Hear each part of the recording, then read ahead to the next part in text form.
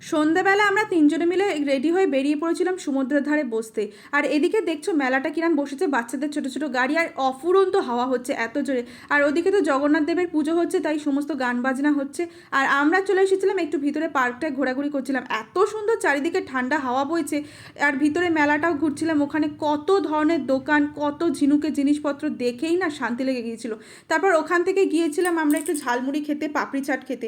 আমি তো প্রথমে ছোলা মাখা নিয়েছিলাম, ওর বাবা ঝালমুড়ি নিয়েছিল, ছেলে পাপড়ি চাট নিয়েছিল। খাওয়া হয়ে যাওয়ার পর এদিকে একটু ঘুরছিলাম, চারিদিকে মেলাটা ঘুরতে ঘুরতে হালকা ঝিরঝির করে বৃষ্টিও চলে এসেছিল, বেশ সুন্দর লাগছিল।